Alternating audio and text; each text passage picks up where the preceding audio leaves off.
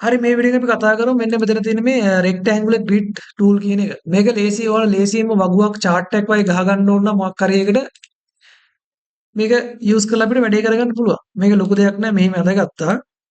මම මේක අර ඔයාලා ෂෝට් කට් එකම කියන්න ලේසියෙන්. එතකොට ඔයාලා ප්‍රශ්නයක් එන්නේ නැහැ. මෙන්න මෙහෙම ඇඳ කියන්නකෝ. මේක ඔයාලා shift එක press කරන මේ වගේ අදින්න පුළුවන් සමාන්තර කොටු කියලා. space එකෙන් මෙහෙම අරයි යන්න පුළුවන්. මම මෙහෙම shift එක press කරන ඔහොම සමාන්තර අදින්නත් පුළුවන්. මම දැන් ඔන්න shift එක press කරනකොට ඔය විදිහට තියාගෙන ඉන්නවා. ඔයාලා දැන් වගුවක් හදා ගන්න ඕනේ. ඔන්න roast වලට එන්න ඕනේ. මීට වඩා roast එකක් එන්න ඕනේ කියන්නේ. ඔයාලට up arrow key එකෙන් roast වැඩි කරන්න පුළුවන් මෙන්න මෙහෙම. down arrow key එකෙන් මෙන්න මෙහෙම roast අඩු කරගෙන යන්න පුළුවන්. ඊට පස්සේ roast නැත්තරම ඇති කරන්නත් පුළුවන් ඔය විදිහට. ඔන්න ඔය වගේ roast ටිකක් තියාගත්තා.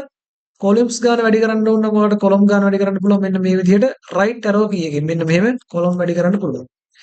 ඊට පස්සේ left arrow key එකෙන් columns ගාන අඩු කරන්න පුළුවන්. ඔන්න columns අඩුවම කරපුවම මොහොම වෙන්නේ rows අඩුවම කරපුවම අන්තිමේ නිකන් rectangle එකක් තමයි හැදෙන්නේ. ඔන්න ඔය විදිහට අපිට කරන වාට දැන් ඔන්න වගුවට ඕනේ ඔයාට ඕනේ rows 5ක් ඕනේ. ඔන්න 1යි ඔන්න දැන් rows 2යි. ඔයා එක line එකක් ගහද්දි rows 2ක් එනවා. ඔන්න අය line එකක් ගැහුවා rows 3යි. ඔන්න අය line එකක් ගැහුවා rows 4යි.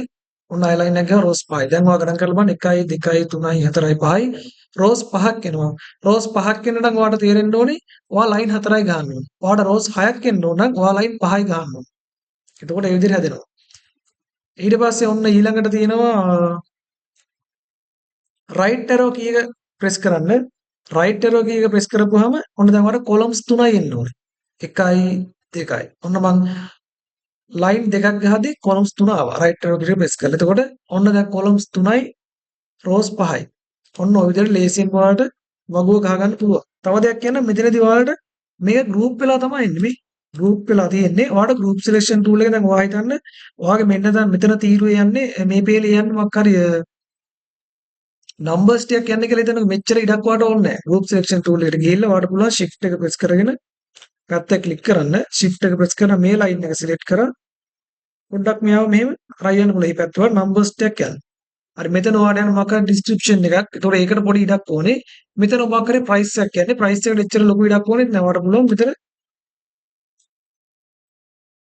මෙන්න මේ line එකත් select කරලා පොඩ්ඩක් මෙහෙම දාගන්න පුළුවන්.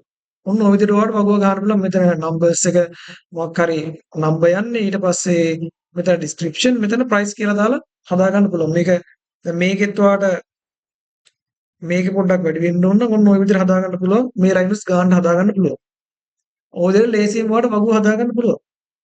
දැන් මම ওই ෂෝට් කට් එකෙන් ඕක කීවිද ඔගේ ලෝම් පාත් එකක් තියෙනවා.